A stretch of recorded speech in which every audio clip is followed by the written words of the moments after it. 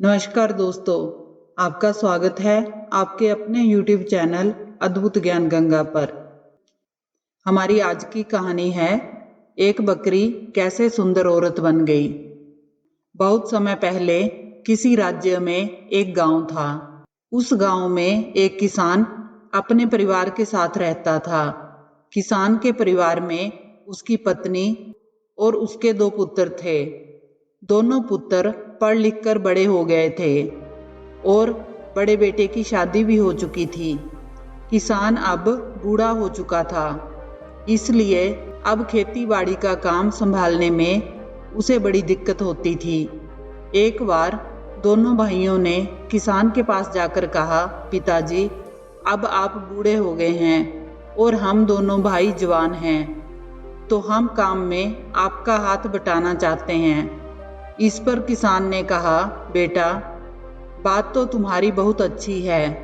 ये सुनकर किसान खुश भी हुआ कि मेरे बच्चे मेरे बारे में सोचने लगे हैं। उसने अपने बेटों से कहा कि बेटा, हम किसान हैं और फसल उगाते हैं, लेकिन फसल में हमें कभी कभी फायदे की जगह नुकसान भी होता है। कई बार बारिश नहीं होती है तो कभी ओलावृष्टि हो जाती है, जिसके कारण हमारी फसल को नुकसान होता है। इसलिए मैं चाहता हूँ कि जो जमीन मेरे पास है उस पर तो मैं जैसे तैसे खेती कर ही रहा हूँ। मैं चाहता हूँ कि तुम दोनों दूसरे नगर में जाओ और वहाँ जाकर कोई व्यापार करो या फिर कोई और काम धंधा करके कुछ कमा कर लाओ। दोनों भाइयों को अपने पिता की बात जच गई। दोनों भाई कहने लगे, ठीक है पिताजी, हम दूसरे नगर में जाएंगे और कुछ कमा कर लाएंगे। अब दोनों भाई अपनी माँ से आज्ञा लेने के लिए चल पड़े। जब वह अपनी माँ के पास पहुँचे तो उन्होंने देखा कि बड़े बेटे की पत्नी खाना बना रही थी और माँ भी घर के दूसरे काम कर रही थी। बड़ा बेटा अपनी पत्नी से मिलकर कहने लगा कि देखो, हमारे पिताजी ने बड़े दुख दर्द सहते हुए हमारा पालन पोषण किया है। अब हमारा फर्ज बनता है कि वे आराम करें, हम कमाकर उन्हें खिलाएं। उसकी पत्नी ने कहा, जो आप करोगे वही अच्छा है। मुझे तो बड़ी खुशी है कि आप कमाने के लिए जा रहे हो। यहाँ पर सासू माँ हैं, पिताजी हैं, मैं उनकी सेवा करूँगी और अपने घर में जैसा भी है उनके साथ खुशी खुशी रहूँगी। माँ ने दोनों बेटों के लिए खुशी खुशी बड़े प्यार से खाना परोसा और उन्हें खाना खिलाने लगी। दोनों भाइयों ने अपनी माँ को परदेश जाने की बात कही तो माँ ने कहा, बेटा, पूरब में जाना, पश्चिम में जाना, उत्तर में जाना, लेकिन दक्षिण दिशा में मत जाना। अब दोनों भाई कहने लगे, ठीक है माँ, और वहाँ से अपने अपने घोड़े लेकर चल दिए। पहले जमाने में सफ़र पैदल या फिर घोड़ों से ही तय किया जाता था। अब वह दोनों भाई चलते चलते गांव से काफ़ी दूर निकल आए थे। रास्ते में बहुत बड़ा घना जंगल पड़ता था। चलते चलते दोनों भाई काफ़ी थक भी गए थे। तभी दोनों भाइयों ने एक बहुत बड़ा सा पेड़ देखा। उस पेड़ के पास एक कुटिया बनी हुई थी और पेड़ के नीचे एक बकरी भी बंधी हुई थी। दोनों भाइयों ने सोचा कि जहाँ पर कोई जरूर रहता होगा। चलते चलते उन्हें भूख का भी एहसास होने लगा था। दोपहर का समय था और धूप भी ज़्यादा थी। दोनों भाई सोचने लगे कि थोड़ी देर इस पेड़ के नीचे विश्राम कर लेते हैं और जलपान भी कर लेंगे। उसके बाद अपना आगे का सफ़र तय करेंगे।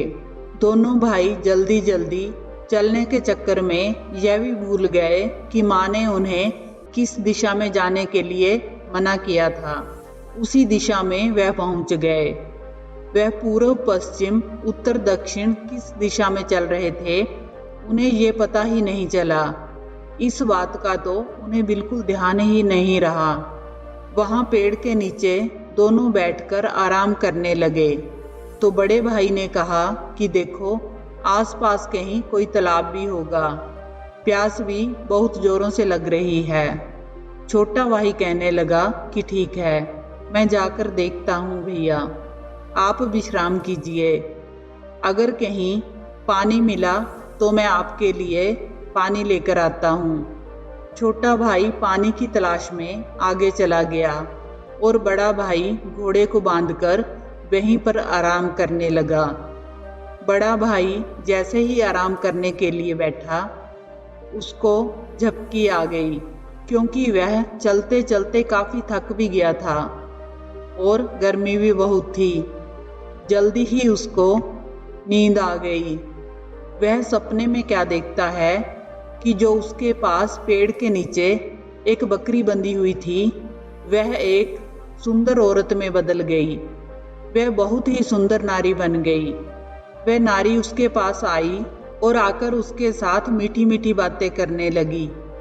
वह औरत उससे प्यार मोहब्बत की बातें करने लगी और कहने लगी कि आप मुझसे शादी कर लो। उसके बाद बड़े भाई ने कहा कि मैं शादीशुदा हूँ और अपनी पत्नी को घर पर छोड़कर आया हूँ और मैं परदेश में कमाने के लिए अपने छोटे भाई के साथ जा रहा हूँ, इसलिए ऐसा सोचना तो अनुचित है। यह सुनकर उस औरत को बहुत गुस्सा आया, क्योंकि वह तो एक राक्षसी थी और दोनों भाइयों पर मोहित थी। जब उसका प्रस्ताव बड़े भाई ने अस्वीकार कर दिया तो उसे बहुत गुस्सा आया, तो उसने तुरंत बड़े भाई को निगल लिया और उसके घोड़े को भी निगल लिया। उसके बाद वह फिर से बकरी बनकर उसी पेड़ के नीचे बंध गई।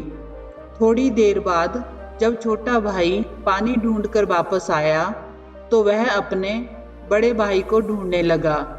वह चारों तरफ अपने बड़े भाई को ढूंढता है, लेकिन उसको अपना भाई कहीं भी नजर नहीं आता।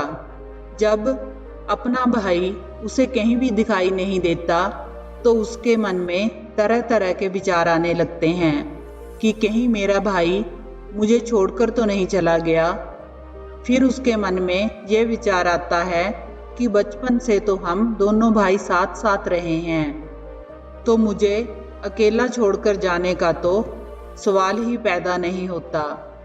अगर भगवान भी मुझसे आकर कहे कि मेरा भाई मुझे छोड़कर चला गया है, तो मैं उन पर भी विश्वास नहीं करूंगा। अवश्य ही मेरे भाई के साथ कोई ना कोई अप्रिय घटना हुई है, या फिर वह मुझे ढूंढने के लिए गया होगा। मुझे भी पानी लाने में बहुत समय लग गया था। हो सकता है कि मेरा भाई चिंतित होकर मुझे ढूंढने चला गया हो। अगर वह मुझे ढूंढने के लिए गया होगा तो वह यहीं वापस आएगा। मैं यहीं पर बैठकर उसका इंतजार करता हूँ। और वह भी उसी पेड़ के नीचे बैठ गया। तभी उसका ध्यान बकरी की तरफ गया। उसने देखा कि उसके अंदर एक अजीब सी हलचल हो रही है। छोटा भाई बहुत ही बुद्धिमान था। तभी उसे याद आया कि माँ ने कहा था पूरब में जाना, पश्चिम में जाना, उत्तर में जाना, लेकिन दक्षिण दिशा की ओर भूलकर भी मत जाना। वह सोच विचार करने लगा कि जिस दिशा में माँ ने आने को मना किया था उसी दिशा में हम लोग आ गए। खैर, अब जो हो गया सो हो गया। अब मैं यहीं बैठकर अपने बड़े भाई का इंतजार करता हूँ और यहीं से हम वापस चले जाएंगे। वह वहीं पर आराम करने लगा। वह अपनी आंखें बंद करके लेट गया, लेकिन वह भाई की चिंता में बार बार आंखें खोलकर देख भी लेता था कि शायद उसका भाई आ गया हो, लेकिन उसके मन में तरह तरह के विचार चल रहे थे। तभी वह देखता है कि वह बकरी बहुत सुंदर औरत बन गई।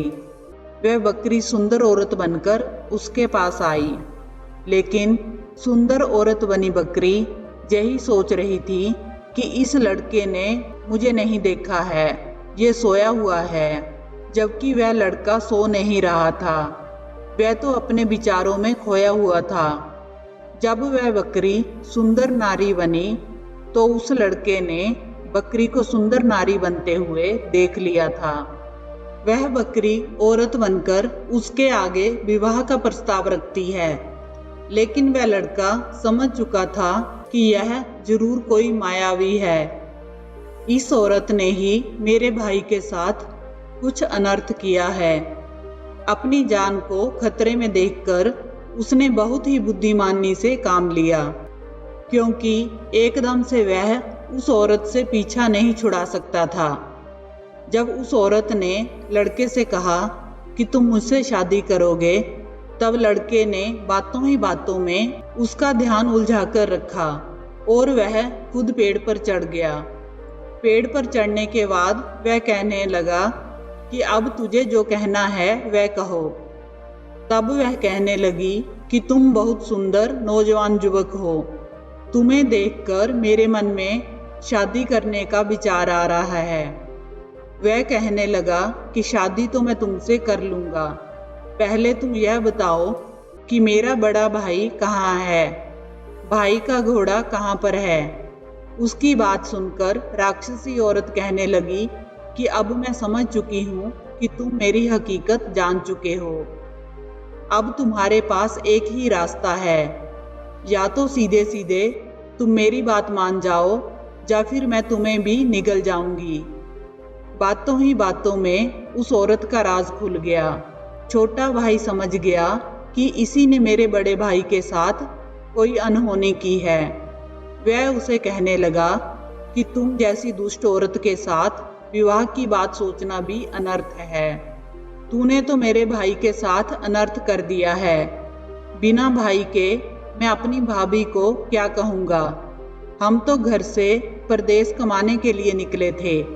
वह लड़का पेड़ के ऊपर था और उस राक्षसी को पेड़ पर चढ़ना नहीं आता था। वह नीचे से ही उससे कह रही थी कि या तो तुम मुझसे विवाह कर लो, नहीं तो मैं तुम्हें निगल जाऊंगी। लड़के ने पेड़ पर चढ़कर उससे अपनी जान बचा रखी थी। उनको बातें करते करते काफी देर हो चुकी थी। तभी उन्हें घोड़े के आने की ठक ठक की आवाज आने लगी। जिस दिशा से आवाज आ रही थी, वे दोनों उधर देखने लगे कि कोई जरूर आ रहा है। तभी दोनों ने देखा कि राजा उस रास्ते से आ रहा था। तब उस औरत ने अपना बहुत सुंदर रूप बना लिया और सुंदर सुंदर गहने पहन लिए।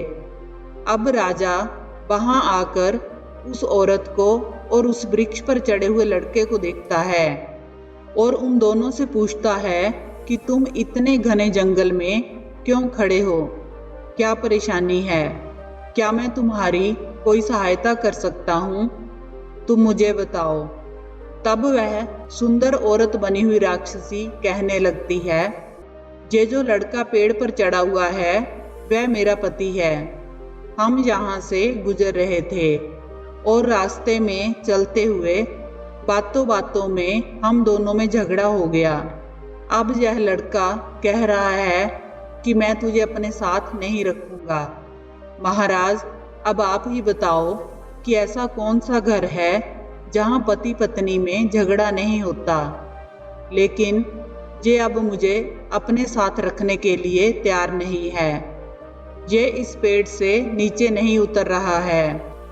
अब राजा उस लड़के से कहने लगा कि तुम मुझे बताओ कि ऐसा कौन सा घर है जहाँ पर पति पत्नी में लड़ाई झगड़ा नहीं होता।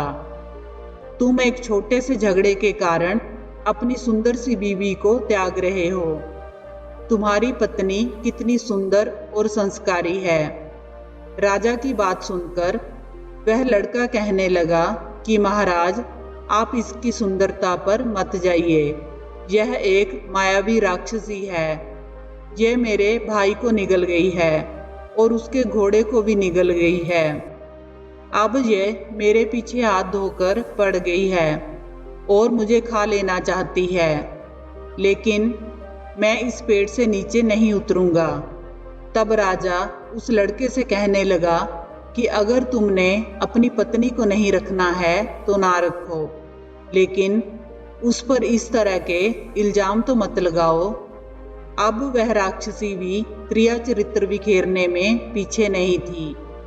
वह राजा से कहने लगी कि महाराज आप ही देख लीजिए, ये आपके सामने भी मेरे ऊपर कैसे कैसे इल्जाम लगा रहा है। अगर यह मुझे अपने घर में नहीं रखेगा तो मैं कहाँ जाऊंगी। इसके बाद राजा उस लड़के को बहुत समझाता है कि अपनी पत्नी को साथ में लेकर जाओ। तब लड़का गुस्से में आकर कहता है कि आपको अगर इतनी ही इसकी चिंता है और तुम मेरी बात भी नहीं मान रहे हो तो तुम ही इस औरत को अपने साथ ले जाओ। राजा तो पहले से ही उस औरत को देखकर मोहित था, क्योंकि वह तो बहुत सुंदर थी। राजा को उसकी सुंदरता के आगे कुछ भी दिखाई नहीं दे रहा था और राजा की बाकी की इच्छा उस लड़के ने यह कहकर पूरी कर दी कि तुम ही इसे ले जाओ। लड़के की इस बात को सुनकर राजा सहर्ष तैयार हो गया। उसने लड़के से कहा कि ठीक है, मैं इसे अपने साथ ले जाऊंगा। वह उस औरत से कहने लगा कि तुम मेरे साथ मेरे महल में चलना और वहां खुशी से रहना। वह औरत कहने लगी कि महाराज, अगर मैं आपके साथ महल में चलूंगी तो रानी ना जाने क्या क्या सोचेगी कि मेरा और तुम्हारा रिश्ता क्या है। जब रानी को यह पता चलेगा कि मेरे पति ने मुझे त्याग दिया है तो वह आप पर भी शक करेगी। उसकी बात सुनकर राजा ने कहा कि एक राजा कई कई रानियां रख सकता है। अगर तुम मेरे साथ खुश रहना चाहती हो और तुम्हें स्वीकार हो तो मैं तुम्हारे साथ विवाह कर लेता हूँ। राक्षसी को और क्या चाहिए था। उसने तो सोचा कि ये राजा है और इसके महल में तो मुझे बहुत कुछ खाने को मिलेगा, मैं क्यों इस लड़के के पीछे पड़ी हूँ। उसने अपने आगे का सोचा और सहर्ष स्वीकार कर लिया कि ठीक है महाराज, मुझे तो मेरे पति ने त्याग दिया है और मुझे रखने को भी तैयार नहीं है, इसलिए मुझे आपके साथ विवाह करने में कोई ऐतराज नहीं है। अब राजा उसके साथ शादी करके उसे महल में ले जाता है। राजा की बड़ी रानी बहुत ही संस्कारवान और पतिव्रता थी। जब वह महल में पहुंचते हैं तो उन्हें देखकर उसके मन में बहुत हलचल हुई कि राजा किसको लेकर आ गए हैं, और वह राजा से उसके बारे में पूछती है। तब राजा बताते हैं कि ये बेचारी किस्मत की मारी है, इसको मैंने सहारा दिया है और इससे मैंने शादी कर ली है। राजा की यह बात सुनकर रानी को अच्छा नहीं लगा, लेकिन फिर भी उसने अनमने मन के साथ उसका गृह प्रवेश कराया और सारी रस्में निभाईं। अब राजा तो उसकी सुंदरता के आगे इतना मोहित था कि उसे बड़ी रानी साधारण सी दिखाई दे रही थी। उसके बाद राजा ने बड़ी रानी से कक्ष को छोड़ देने के लिए कहा कि इस कक्ष में आज से मेरे साथ छोटी रानी रहेगी, आप किसी दूसरे कक्ष में जाइए। उस बड़ी रानी की एक दासी थी जो बहुत ही आज्ञाकारी और ईमानदार थी। जब रानी की शादी हुई तो वह उसके साथ उसके मायके से आई थी, इसलिए वह रानी की हर बात मानती थी और वह उसके हर सुख दुख की साथी थी। अब वह रानी को वहां से दूसरे कक्ष में ले गई, क्योंकि रानी का इस समय बहुत दिल टूटा हुआ था। दूसरी तरफ जो बकरी बनी राक्षसी थी, जब राजा सो जाता था तो देर रात को वह कोई भी रूप धर लेती थी। राजा के अस्तबल में घोड़े, हाथी, गाय आदि थे। उसके हाथ जो भी लगता उसको वह निगल कर खा जाती। उसके बाद फिर से सुंदर रानी बनकर अपने कक्ष में लेट जाती। राजा तो उसके रूपजाल में ऐसा फंसा था कि उसको कुछ भी दिखाई नहीं देता था। काफी समय तक ऐसे ही चलता रहा, जिसके कारण वहां पर घोड़े, हाथी, गाय आदि कम होने लगे। ऐसे ही धीरे धीरे 6 महीने का समय बीत गया। 6 महीने में तो काफी सारे हाथी घोड़े गाय आदि कम हो गए और महल से कई दास दासियां भी कम हो गए। ये बहुत ही रहस्यमयी बात थी कि यह सब कहाँ गए। बड़ी रानी को महसूस हुआ कि ऐसा सब छोटी रानी के आने के बाद से ही शुरू हुआ है। यह देखकर बड़ी रानी को छोटी रानी पर शंका होने लगी।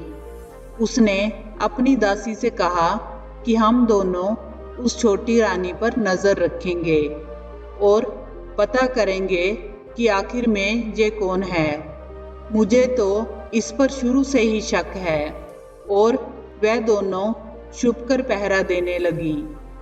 जब राजा रात को सो गया तब छोटी रानी अपने असली भेष में आई और अस्तबल की तरफ चली गई। बड़ी रानी और उसकी दासी उसका छुप छुप कर पीछा कर रही थी। जैसे ही वह अस्तबल में पहुंची तो उसने एक घोड़ा उठाकर खा लिया और जो वहां पर उनकी देखरेख करने वाला था उसको भी खा गई। ये घटना देखकर रानी और उसकी दासी के पैरों तले से जमीन खिसक गई। उसके बाद वह अपने कक्ष में आकर सुंदर रूप बनाकर फिर से राजा के साथ सो गई। अगले दिन बड़ी रानी राजा के पास जाकर कहने लगी, महाराज, हम आपको कुछ बताना चाहते हैं। महाराज ने कहा कि कहिए रानी, तुम क्या कहना चाहती हो। बड़ी रानी कहने लगी कि महाराज, आपकी यह जो छोटी रानी है ये कोई रानी नहीं है, ये कोई स्त्री नहीं है, ये एक राक्षसी है।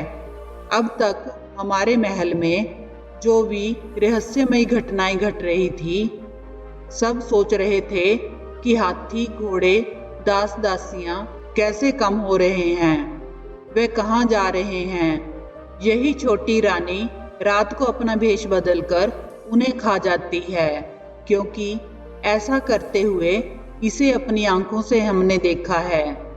अब वह छोटी रानी त्रिया चरित्र बिखेरने में काफी माहिर थी। वह रोने लगी और कहने लगी, बड़ी दीदी, आप कम से कम मेरे ऊपर ऐसा इल्जाम तो मत लगाइए। मैं आपको पसंद नहीं हूँ, यह तो मैं जानती हूँ, और मैं यह भी जानती हूँ कि आप मुझसे कितना जलती हैं, क्योंकि राजा मुझसे ज्यादा प्रेम करते हैं और आपको उन्होंने अपने कक्ष से भी निकाल दिया था। इसलिए आप मुझसे इस बात का बदला ले रही हैं। भला मैं आपको राक्षसी दिखाई दे रही हूँ, मैं इनको कैसे खा सकती हूँ। राजा ने जब छोटी रानी को रोते हुए देखा तो वह बड़ी रानी पर बहुत गुस्सा करने लगे। वह बड़ी रानी से कहने लगे कि तुम महारानी हो और ऐसे ही गलत इल्जाम इस छोटी रानी पर मत लगाओ। चलो ठीक है, सोतन तो सोतन से जलती है, लेकिन तुम इस तरह के अटपटे इल्जाम क्यों लगा रही हो। तुम्हें ऐसा नहीं करना चाहिए। राजा की बातें सुनकर बड़ी रानी समझ गई कि राजा उसके मोह जाल में फंसा हुआ है। मोह पाश में बंधे होने के कारण वह उनकी कोई बात नहीं सुनेगा। तब बड़ी रानी कहने लगी कि महाराज, आप इस बारे में मेरी दासी से पूछ लीजिए। कल उसने भी इसे राक्षसी बनते हुए अपनी आंखों से देखा था। छोटी रानी कहने लगी कि महाराज, ये दासी भी तो इन्हीं की है, वह तो इन्हीं का गुणगान करेंगी। अब राजा ने कहा, मुझे किसी से कुछ नहीं पूछना। मुझे छोटी रानी पर पूर्ण विश्वास है कि ये सच बोल रही है। महाराज की बात सुनकर बड़ी रानी चुप रह गई। अब छोटी रानी सतर्क हो चुकी थी, इसलिए महल में 2-4 दिनों के लिए कोई भी ऐसी घटना नहीं घटी। 1-2 दिन उसने किसी दास दासी को खाकर ही अपना काम चलाया। वह अस्तबल की तरफ नहीं गई। अब छोटी रानी सोचने लगी कि जब तक ये बड़ी रानी महल में है, ये मेरे विरुद्ध कोई ना कोई षड्यंत्र रचती रहेगी। अब इसको महल से निकालना जरूरी हो गया है, क्योंकि यह मेरी हकीकत जान गई है। इसलिए अब छोटी रानी ने राजा के कान भरने शुरू कर दिए।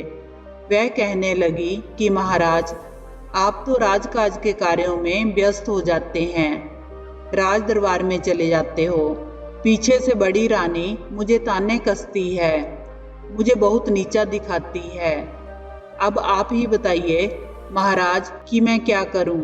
अगर आप मुझे दूसरी शादी करके लाए हो तो क्या आप मुझे यहाँ मेरी बेइज्जती कराने के लिए लाए हो?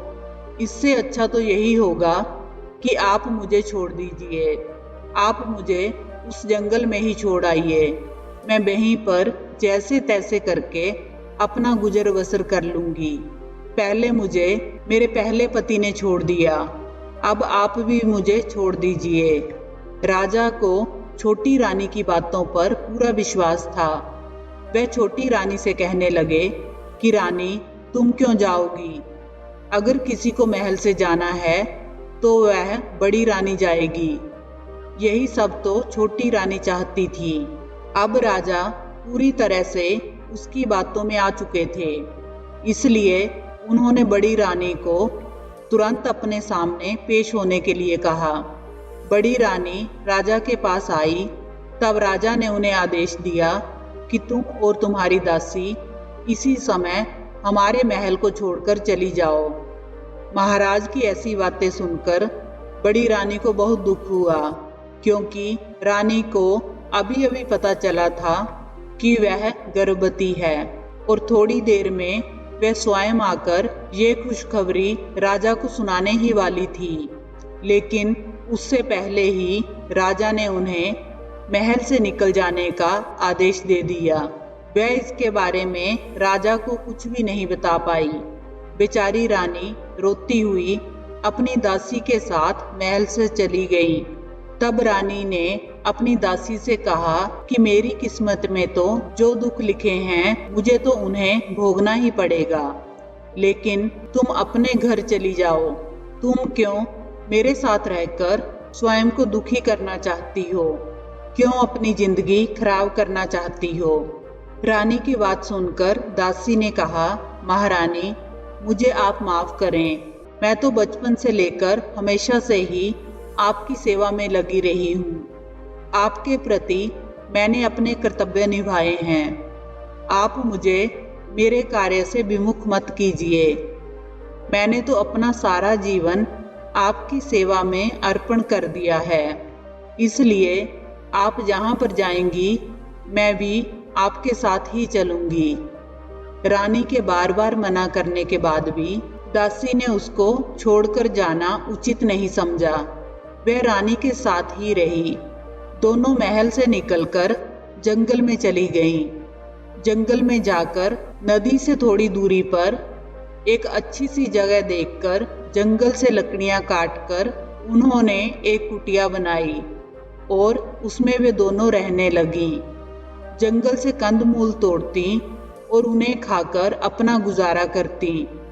धीरे धीरे ऐसे ही समय बीतता गया और समय आने पर रानी ने एक सुंदर से पुत्र को जन्म दिया।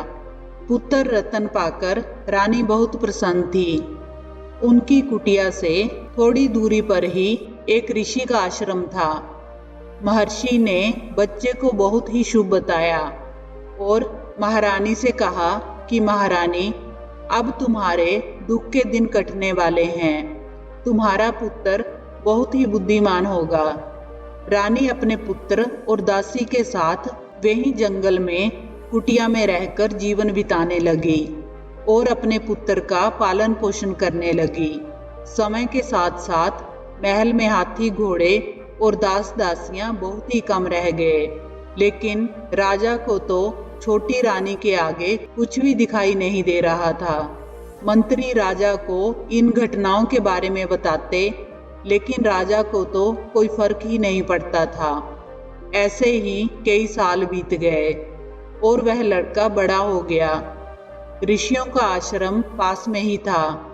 रानी का बेटा उन्हीं से विद्या ग्रहण करता था। वह बहुत ही होनहार था। धीरे धीरे और समय बीत गया और रानी का बेटा अब 15 साल का हो गया। एक दिन बेटे ने कहा कि माँ, अब मैं कोई काम करना चाहता हूँ जिसमें मैं अपना और आपका गुजारा कर सकूं। बेटे की बात सुनकर माँ ने कहा, ठीक है, जाओ और जो भी काम तुम्हें अच्छा लगे वह करो। वह लड़का नगर में जाकर उसी राजा के महल में पहुंच गया जहां राजा रहता था। राजा ने उसे अपने महल में नौकरी पर रख लिया। उनके महल में खाना बनाने वाला रसोइया था। राजा ने लड़के को उसके साथ सहायता करने के लिए रख दिया, क्योंकि रसोइया पहले से ही उस लड़के को जानता था। इसलिए खाना बनाने की जिम्मेदारी उस पर आ गई। धीरे धीरे महल का काम संभालने लगा। राजा को उसका काम बहुत पसंद आता था। राजा जब भी उस लड़के को देखता था तो उसे अपनापन सा महसूस होता था। लड़के को देखकर राजा थोड़ा रोमांचित सा हो जाता था, लेकिन वह उससे कह नहीं पाता था। वह राजा उस लड़के को किसी न किसी बहाने से कोई ना कोई इनाम देता रहता था। यह सब देखकर छोटी रानी जल भुन जाती थी। अब उसकी नजर उस लड़के पर ही थी। वह सोचती थी कि मौका देखकर वह लड़के को निगल जाएगी, क्योंकि यही लड़का राजा और उसके बीच में दीवार बन रहा था। जिस आश्रम में वह लड़का शिक्षा ग्रहण करता था, वहां के ऋषि ने अपनी दिव्य दृष्टि से ये देख लिया था कि छोटी रानी अब लड़के को भी खा जाना चाहती है। वह उस पर अपनी नजर गड़ाए हुए है। ऋषियों ने एक जड़ी बूटी को मंत्रों से अभिमंत्रित करके उस लड़के को दिया और कहा कि आज हम तुझे एक सच्चाई बताने जा रहे हैं। लड़के ने कहा, गुरुदेव, कैसी सच्चाई? तब उसके गुरु ने कहा कि पुत्र, जिस राजा के जहां तुम काम करते हो वही राजा तुम्हारे पिता हैं। तुम इस राज्य के राजकुमार हो। गुरु की बात सुनकर लड़के को बहुत आश्चर्य हुआ। उसने कहा कि गुरुदेव, मैं आज जाकर अपने पिता को यह सारी बात बता दूंगा। तब उसके गुरु ने कहा कि नहीं पुत्र, तुम महल जाकर अपने पिता को ऐसा कुछ भी मत बताना। अगर तुम उनको ये सच्चाई बता भी दोगे तो वह तुम्हारी बातों पर विश्वास नहीं करेंगे। वे तुम्हें वहां से धक्के मारकर निकाल देंगे, जैसे उन्होंने तुम्हारी माँ को निकाल दिया था। तुम्हारी माता ने उन्हें सच्चाई बताने की बहुत कोशिश की थी, लेकिन वह इसमें सफल नहीं हो सकी। उल्टा उन्हें ही राजमहल से निकाल दिया गया और वह जंगल में आश्रम के पास कुटिया बनाकर रहने लगी। राजा ने उस दुष्ट रानी के चक्कर में आकर अपना राज्य बर्बाद कर लिया। तुमको इस राज्य को संभालना है। तुमको उन्हें ये सच्चाई इस प्रकार बतानी है कि वह सच्चाई पर विश्वास कर सकें। तब लड़के ने कहा, गुरुदेव, मुझे क्या करना होगा? तब उसके गुरु ने जड़ी बूटी अभिमंत्रित करके उसको दी और उसे कहने लगे कि तुम्हें इस जड़ी बूटी को दूध में उबालकर रानी को पिलाना है। जैसे ही रानी वह जड़ी बूटी वाला दूध पिएगी, वह अपने असली रूप में आ जाएगी। फिर इसके प्रभाव से वह अपना रूप नहीं बदल पाएगी। यही एक उपाय है जो राजा को सच्चाई दिखा सकता है। लड़के ने वह जड़ी बूटी संभाल कर रख ली। गुरु ने उसको सतर्क भी किया कि इस काम में थोड़ा जोखिम है, कहीं तुम पर किसी को शक ना हो जाए, और यह जड़ी बूटी एक ही बार काम करेगी। अगर तुम असफल हो गए तो फिर हम तुम्हारी कोई सहायता नहीं कर सकेंगे, क्योंकि ये हमारी जीवन भर की तपस्या का फल है। लड़के ने वह जड़ी बूटी अपने पास संभाल कर रख ली और महल की तरफ चल पड़ा। वह रसोइया था, इसलिए उसने अच्छे अच्छे खाने बनाए, खीर बनाई और तरह तरह के स्वादिष्ट पकवान बनाए। फिर उसने राजा रानी को भोजन करवाया। राजा खाना खाकर बहुत प्रसन्न हो गया, क्योंकि भोजन बहुत ही स्वादिष्ट था। लेकिन रानी को तो भोजन में कहाँ स्वाद आ रहा था। वह तो मांसाहारी थी, उसे तो मांस प्रिय था। रानी राजा का मन रखने के लिए ऐसे ही थोड़ा थोड़ा खा रही थी। राजा कहने लगा कि रानी खाना कितना स्वादिष्ट बना है। राजा की बात सुनकर रानी राजा की हाँ में हाँ मिलाती रही कि कहीं राजा को मुझ पर शक ना हो जाए। रात को जब सोने से पहले राजा रानी अपने कक्ष में बातें कर रहे थे तो लड़का दूध में जड़ी बूटी बड़ी सावधानी से उबाल कर ले गया। उसने एक गिलास राजा को दिया और एक गिलास उस राक्षसी रानी को दिया। रानी कहने लगी कि उसे दूध नहीं पीना है। रानी की बात सुनकर राजा कहने लगा कि दूध पी लो, दूध बहुत पौष्टिक होता है, इसे पीने से तुम्हें अच्छे से नींद भी आएगी और मैंने दूध पीकर देखा है। लड़के ने बहुत अच्छा दूध बनाया है, लेकिन रानी को तो दूध पीना कहाँ अच्छा लगता था। राजा का मन रखने के लिए रानी ने दूध पी लिया। दूध पीते ही रानी का सुंदर चेहरा एक भयानक चेहरे में बदल गया। यह देखकर राजा बहुत डर गया। राजा तुरंत खड़ा हो गया और उसने अपनी तलवार निकाली। वह रानी जो राक्षसी बन गई थी राजा से कहने लगी कि आज तो मैं तुझे और इस लड़के को खा जाऊंगी। मैं कई दिनों से भूखी हूँ, सही तरह से भोजन भी नहीं किया है। उसकी बातें सुनकर राजा को समझते देर नहीं लगी कि उसके महल में आज तक क्या हो रहा था। उसने तुरंत उस राक्षसी का गला काटकर सिर धड़ से अलग कर दिया। वह वहीं पर गिरकर तड़पने लगी। अब राजा उसकी हकीकत देखकर बहुत पछताने लगा कि वह उसके रूप जाल में कैसे फंसा हुआ था। तब वह लड़का हाथ जोड़कर राजा से कहने लगा कि महाराज, मुझे आपको और भी कुछ बताना है। महाराज कहने लगे कि हाँ बताओ, आपको क्या बताना है। वह कहने लगा कि महाराज, आप मेरे पिताश्री हैं। ये सुनकर राजा आश्चर्यचकित होकर उसकी तरफ देखने लगे। राजा उस लड़के से कहने लगे कि मैं तुम्हारा पिता कैसे हो सकता हूँ, मेरे तो कोई संतान ही नहीं है। तब वह लड़का कहने लगा कि महाराज, आपकी जो बड़ी रानी है जिसको आपने महल से निकाल दिया था, मैंने उसी की कोख से जन्म लिया है। उस लड़के की बातें सुनकर राजा की प्रसन्नता का कोई ठिकाना नहीं रहा। उसने तुरंत उस लड़के को अपने सीने से लगा लिया। वह सोचने लगा कि जब भी मैं इस लड़के को देखता था तो क्यों मुझे अपना सा महसूस होता था। ऐसे लगता था जैसे इसके साथ मेरा कोई अपना रिश्ता हो।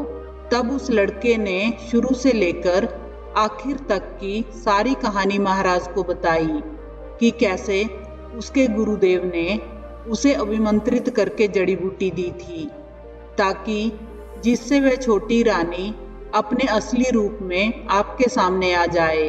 अब तक आपके महल में जो घटित हो रहा था, हाथी घोड़े, जहां तक कि इंसान भी कम हो रहे थे, नगर गांव के इंसान भी कम होते जा रहे थे, गायब होते जा रहे थे, ये सब घटनाएं इसी राक्षस रानी की वजह से हो रही थी। अब राजा को वह बात भी याद आ गई जब लड़का पेड़ पर चढ़ा हुआ था। अब उसको समझ आ गया कि वह उसका कोई पति नहीं था। उसके बाद राजा ने बड़ी रानी को महल में मान सम्मान के साथ लाने का आदेश दिया। जब राजा ने लड़के से पूछा कि तुम्हारी माँ कहाँ रहती है, तो लड़का उन्हें लेकर आश्रम की तरफ चल पड़ा। जंगल में जब राजा एक कुटिया के सामने पहुंचा तो वहां बड़ी रानी को देखकर उसकी आंखों से आंसू छलक आए। उन्होंने अपने किए की रानी से माफी मांगी। रानी ने राजा के चरण छुए और कहने लगी कि महाराज, देर आए दुरुस्त आए। अगर सुबह का भूला शाम को घर वापस आ जाए तो उसे भूला नहीं कहते। और कहने लगी कि महाराज, मैंने तो आपके सामने सच्चाई लानी चाहिए थी। मैंने और मेरी दासी ने जो देखा था वह आपको बताया भी था। आप हमारी बात को मानने के लिए तैयार नहीं थे। हम मजबूर थे क्योंकि आप हमारी बातों पर विश्वास नहीं कर रहे थे, इसलिए हमें आपकी आज्ञा का पालन करना पड़ा। आपने हमें राजमहल से निकाल दिया और हम दोनों यहाँ पर आकर रहने लगे। यहाँ पर आश्रम के ऋषिवर ने हमारा बहुत साथ दिया, हमारी बहुत सहायता की और इन्हीं की सहायता के कारण आज सच्चाई आपके सामने आ सकी। उसके बाद राजा ने आश्रम में जाकर उन ऋषि मुनियों का भी बहुत धन्यवाद किया। रानी को बड़ी इज्जत और मान सम्मान के साथ महल में वापस ले गए और राज्य में पहुंचकर अपने बेटे को अपना उत्तराधिकारी घोषित कर दिया। अब राजा के महल और नगर में सब सुखपूर्वक रहने लगे। दूसरी तरफ जो वह लड़का पेड़ पर चढ़ा हुआ था, जब वह अपने घर गया तो उसने घर जाकर सारी बात बताई तो उसके घर में कोहराम मच गया। सब विलाप करने लगे। उसके बाद धीरे धीरे उन सब ने भी सब्र कर लिया कि अब उनका बेटा इस दुनिया में नहीं है। अब छोटा बेटा दूसरी दिशा में जाकर दूसरे नगर में व्यापार करता है। वह अपने घर, माता पिता, भाभी और भाभी के बच्चों का बहुत ख्याल रखता है। अगर आपको ये कहानी अच्छी लगी हो तो वीडियो को लाइक करें, चैनल को सब्सक्राइब करें। कहानी को अंत तक सुनने के लिए आपका धन्यवाद।